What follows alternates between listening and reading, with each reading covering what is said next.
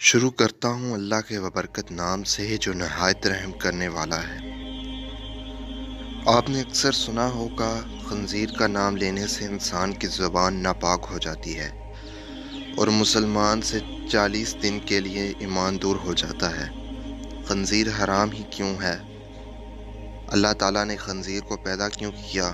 ناظرین، آپ نے اکثر سنا ہوگا کہ مغربی ممالک جان بوجھ کر مسلمانوں میں خنزیر کی چربی یا گوشت سے بنی ہوئی مصنوعات کو عام کرنا چاہتے ہیں۔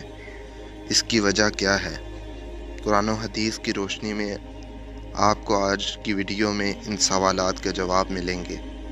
خنزیر ایک ایسا جانور ہے جو کہ بیک وقت سبزی اور گوشت خور ہے۔ یہ اس قدر زہریلا ہوتا ہے کہ اس پر سب سے خطرناک زہر بھی کام نہیں کرتا۔ اس کی وجہ یہ ہے کہ یہ دنیا میں واحد جانور ہے جس کو پسینہ نہیں آتا، جس وجہ سے خنزیر کے زہریلے مادے خارج نہیں ہو پاتے۔ دنیا کا ہر مسلمان یہ تو جانتا ہے کہ خنزیر حرام ہے، لیکن کیوں حرام ہے یہ کم ہی لوگ جانتے ہیں۔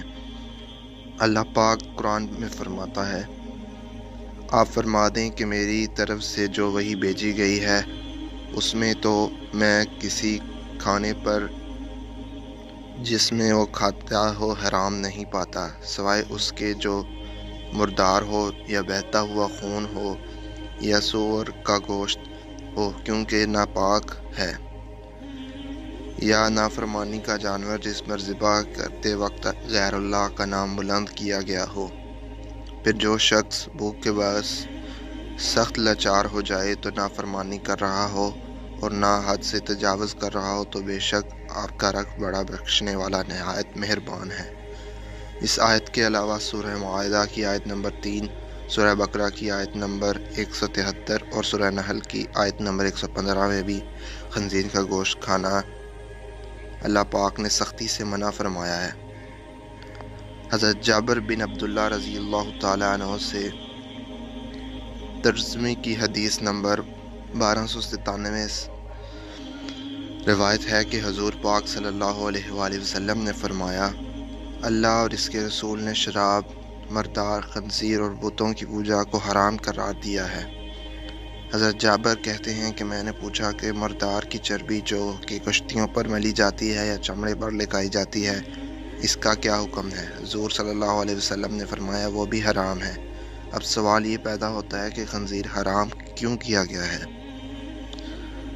اللہ پاک نے اس کی وجہ قرآن کریم کی سورہ انعام کی آیت نمبر 145 میں یہ بیان کی ہے کہ خنزیر ناپاک ہے۔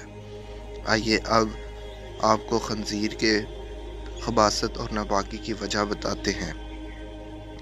خنزیر سے ایک خاص قسم کی بدبو آتی ہے کہ اس کے پاس انسان کھڑا نہیں ہو پاتا، اس لیے مغربی دنیا میں اس کے جسم پر ایک خاص قسم کا تیل لگایا جاتا ہے۔ یہ دنیا کا واحد جانور ہے جو دوسروں کی غلاظت کے ساتھ ساتھ اپنی غلاظت بھی کھا جاتا ہے۔ خنزیر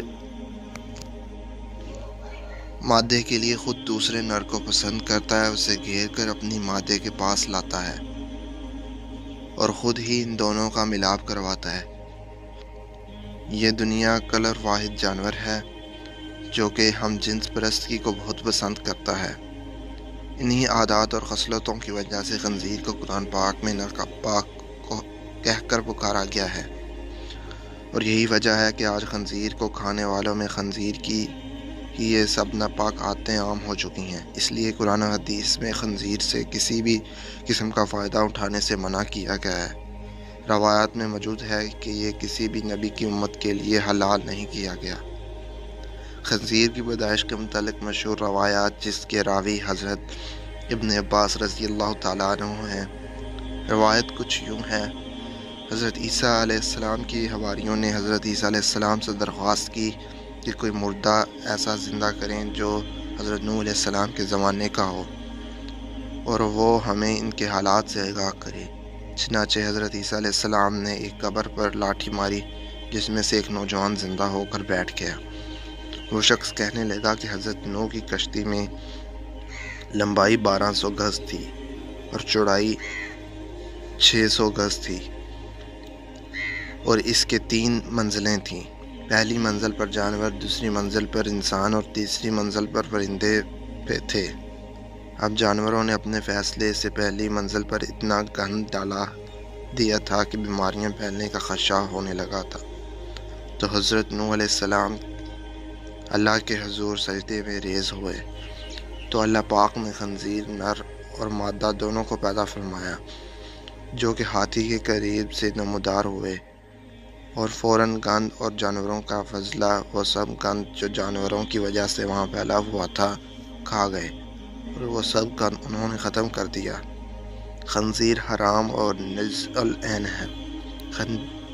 خنزیر نجس العین ہے، اور نوح سے لے کر بعد تک تمام انبیاء خنزیر کو برابر حرام ٹھہراتے رہے ہیں، اور اس سے کلی اجناد کا حکم دیتے رہے ہیں، یہاں تک کہ جب حضرت نوح حضرت عیسیٰ علیہ نازل ہوں گے تو وہ بھی خنزیر کو قتل کریں گے۔